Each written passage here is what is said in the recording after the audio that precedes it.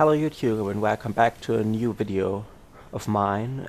This one will be a bit longer, I guess, as I'm trying to explain how this door works as precise as possible and probably understandable. Here you see it again. Yeah, I will go into the mechanics that are involved to make to make this work. The circuit of this here is a little messy. I've not come to like compacting it much more down or make it less messy so far, but this video is about the concepts and how this works anyways. So let's get started. I'll do this in some like chronologically order of development. So I will go through how I actually got to this thing, and while doing that I will explain the concepts. So to get started, I go into the past. This was like some time ago, something I made, and it's about, oh, that looks bad at the moment, well, whatever. It's about how this block can be like pretty much moving, and it's I guess I've never actually explained this in detail, so I do now. It's about this line of command blocks that fires a lot of commands. It does that, well, it gets activated by the button and this triggers this off and on. It's just some delay, and well, it powers this command block. And this command block has basically, well, exactly the same command as every other command block in this single row. And what it does is this command block sets this block to a block of redstone, so with relative coordinates. So this one sets this block and so on. And yeah, this block of redstone will trigger the other commands at the command blocks at this place, and by doing so I'm adding some delay, because it takes some delay to do this set block, to activate the command block actually. And this delay is essential because it's exactly one game tick. And well, to go through the other command blocks quickly, these command blocks in this row all do the same. So they set the block back to air where the block of redstone was, and the top row is the essential row for the animation. This command block just like the piston pushes the block over, so it's here. This command block makes a set block to air to remove this block, and then this row here is for spawning and falling sand entities, and basically, yeah, the commands are pretty simple. It summons falling sand at some location, and with like custom tile ID for like having it display gold block, and the motion is pretty essential here. First, this part of the motion adds some upwards motion against against the gravity in Minecraft, so they don't appear falling down. And this part is like the motion. The motion is in the unit of blocks per tick, blocks per game tick, and this is basically, well, you can imagine a zero here, and this is basically 1/32 of a block. And well, it's about the fact that these relative coordinates, they can be like they can have decimals, but they will actually be converted by Minecraft into some position. They will be applied as some position that is only as precise as a 32th of a block, so like exactly half a pixel of the texture that you can imagine. This is how precise only Minecraft will place the entities who summon them. So I went with so to get into this now, they have no time tag, so the time the time NVT data will be 0, and this has the effect that basically the point insanity will disappear after one game tick. So I did this clock, this delay thing to summon a new one every game tick, and so I go every game tick 1/32th of a block further in this direction, and I let it move at the speed that it actually exactly matches this movement, so it looks like theoretically extremely smooth. not possibly any smoother to get here. And in the end there's just some set block to set an actual block back here, so you don't actually see so much difference between a block here and the falling sand, but you see first of all shadow, and second you can, like, I cannot move into this block, but I can walk through the falling sand entity here, but I cannot walk into the block again in the end. So you can definitely see the difference, or if you look at the hitbox, disappears while it's moving. So yeah, this is how moving blocks basically work. The problem with this is it's pretty bulky, pretty big, and as I had some other concept running that proved that command blocks can be compressed pretty much down, and I explained this in another video, and I will put a link in the description if you don't know that, how this basically works. But it's like a way one command block can execute some command with help of command block minecarts to like pretty much execute an arbitrary amount of commands instantly in some precise order.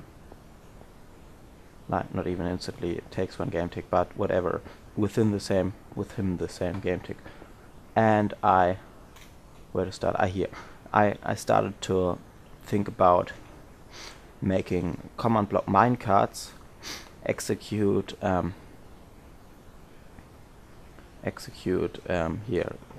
commands sequentially by, like, here. This was some of my first tests.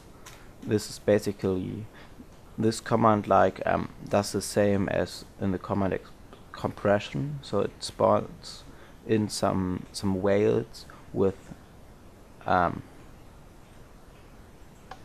did the weights first here, whatever. It spawns in some stack of command block minecarts that execute a few commands, and these commands are to write some text ping here, and to summon the next stack.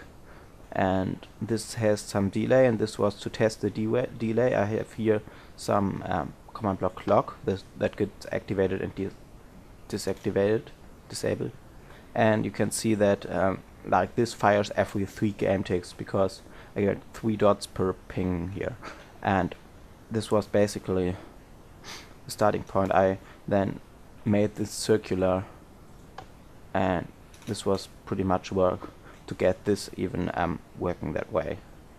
So you can see it's a way to execute like many commands sequentially, and these get activated every 3 game ticks.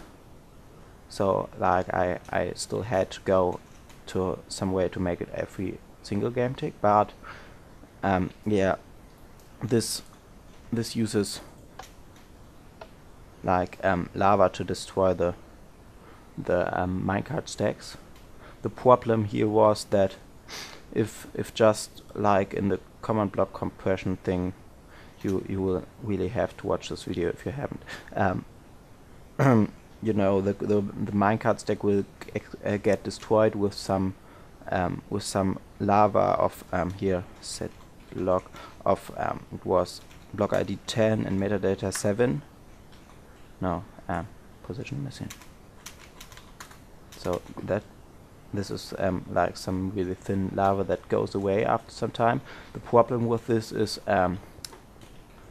how it actually disappears, because this is due to some mechanics in Minecraft called tile ticks, and these tile ticks will just be like if I side block this block to this lava, there will be a tile tick in here generated, and this tile tick will update the block after some precise timing.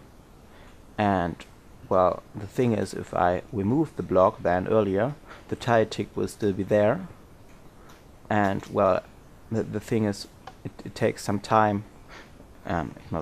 It takes some time before this disappears.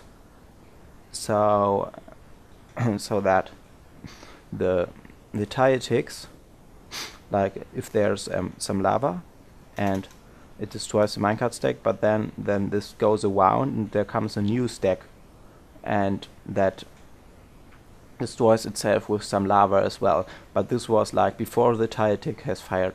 Then it can be that the old tile tick will destroy the second lava that's there, and pretty quickly before it actually is able to destroy the minecart stack, But there's a solution. There's some if you use another block ID, you can get some stationary lava without a tile tick. So this will stay there until it gets updated or destroyed. And this is basically a solution, but there's a weird bug, and I can show you this bug.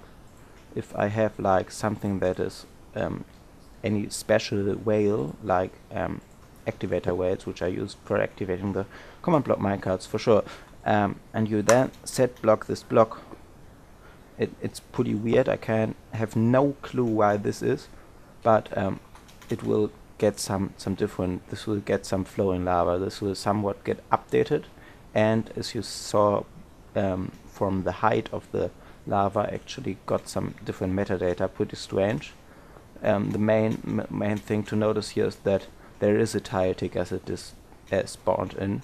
So as it disappears, like if you have some normal block and you replace that, this does not happen. It's simply due to these whales and how they update things when they get placed and get removed by set block as well. Well, this was a problem, so I came up with some other solution. So you see this works, and this is for stationary lava you see here, and in the last round it uses the flowing lava so that it disappears. But the trick is I like set the activator whale to air there instead to lava, so the command blocks will not get activated a second time accidentally. And then I had, like, when the next stack fires, I had this stack to replace this air by the stationary lava. So yeah, it was pretty complicated. You can already see that these commands are not trivial to write. They are pretty, like, extremely long. And this is another thing I did to solve this. I automated the generation of these commands, and I basically wrote a little program which is not very user friendly. So you basically have to change the source code to use it actually. But well, if there's big requests to how this works, I could basically explain how I did it, or even make some user interface for it to do you some tasks for enabling you to use these sequential command block things yourself. If you want that, then please comment so. Going on to the next step, the next problem was that this is pretty slow, and like I made a video that showed this, and I also made a video that showed something that was 3 times faster. So this was the solution to the problem that I had to get it fired every single game tick. And the solution there was to here, this is some line of like set block. This is basically the same as with the block over there, but just for 3 game ticks after one after another, and they activate these 3 command blocks here, one game tick after the other, by just using the same set block to air and set block to the next one to block of redstone, and this one command block just sets the block of redstone here, you know. They use this technique to time that, and so these 3 command blocks, they will place actually 3 stacks of command block minecarts onto here, onto the first place here, and I think this was the place, yeah, and you see it's pretty fast and it works well. The way it works is by dividing all the command block minecarts do for working into some tasks. So you know, the command blocks, there has to be set some activator array here, and there has to be set some lava afterwards, and like yeah, the first command block minecart will be basically widening some activator array for insanity, so that there's some activator array there, and the second and third stack will use the same activator array as the first one, but because they got placed there 1 game tick later, they will activate 1 game tick later. So yeah, and the third one will be like responsible for deactivating the for setting the activator array to air, and the first stack spawned onto the next block will be responsible for setting some lava on here. So basically I have 3 command block minecart stacks that all do independently of each other, like executing some command and then spawning a new stack on here. So I will go through this example a little bit more clear by now. Like this command block actually spawns some stack of minecart that right here, that execute a command that says 1 and spawn a new minecart and command block stack here, which will, when it get activated, execute some command which does say 4, and this one says 7, and so on. And this one is responsible for saying 2 1 game tick later, because it gets summoned 1 game tick later, and then it will summon here some minecart command block stack 1 game tick after the one from the first minecart command block stack got here. So it will execute like say 4 then, and it will execute some 8 here, and the third one will be responsible for 3 and like 4 was wrong, 5 was for 6, and basically like this one will get every first, this one will get every second, and this one every third of like always 3 commands in a row. I hope this was a little understandable. Basically, yeah, it's pretty complicated. It's really not, Minecraft is really not meant to do this. It hasn't made me give any simple way to implement this. And there's one downside of using this technique, because the timings of minecart command blocks are not saved in their data. They are like calculated while the game is running. So this will give you serious problems if you like save the game and reload it while it is running. It will not work, and sometimes it will also manage to get into summoning infinite amounts of command block minecarts faster and faster, so you cannot even destroy it you will like have to use MC-edit if you do that to get rid of the entities sometimes.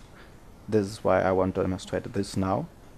But basically, the next step from this was to like get rid of one of these platforms one by one as long as it works, and I then got from experiments that it actually works with 4 platforms. So this is the same thing, but this is not. This is not the same thing. It doesn't work. I think. Let me fix this really quick. Oh, die! Please die. I think this works like.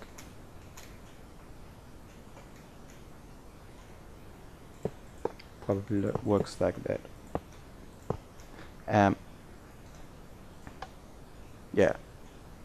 You see, these four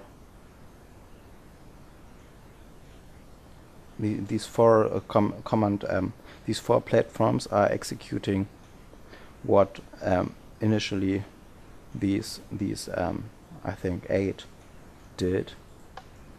So this is like exactly the same thing as with the say command, except that it is already applied to moving a block and summoning falling entities that move upwards here.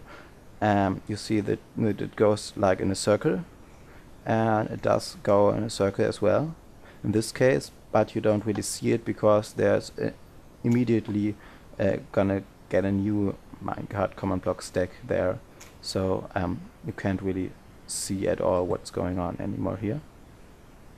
But yeah, this is some great side effect from that I used a program to like make these commands.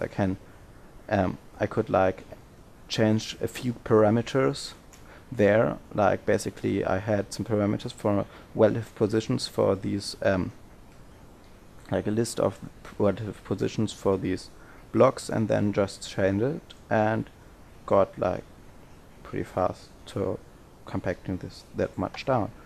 So this is the final product for moving a block, and then I put this together a few times by like upping the amount of upping the size of the stacks so that more than one command will be executed every time. I had run into some problems there because I got some problems initially when I used the technique of using inverted slimes to get the stack sizes down. I had this in my command compression program I once uploaded. I get a link in the description as well, and I used the same implementation of this program to make these stacks, and well, it didn't work with the slimes, so I just let the slimes away, and it was still small enough to kind of work, but it started dropping some entities. This is why there's lava all around. And if you see, oh, this is the one with the Christmas tree. Whatever. If you watch here, there's some minecart entities being dropped, and this is why there's lava there, because I don't like dropping entities and not destroying them. So other than that, this is basically the same thing, and all this what is missing here is like where I did two things for both halves of the door here. This is basically, here you can recognize the pattern of these activation. These are the 3 command blocks that summon the first minecart stack, and then there's a little thing extra for the set blocks of the block at the end. Basically, the last feature here, the last thing to feature in this video, you can see at the end of its strip, this block like blinks off very shortly. It disappears very shortly, and I didn't like that, and I figured well, it didn't do that in the first case back there, so I got no idea why, but I fixed it by I had these set blocks. I have implemented them into the commands in the Minecraft command block stacks, and that way it blinked. And well, by making it instead summoning like set block, make set block with some block of redstone one tick earlier, and have normal command blocks execute that set block command, it didn't blink. Well, and this is like these 4 command blocks will like you have some blocks here, and these 4 command blocks will set these 4 blocks for in the end. And like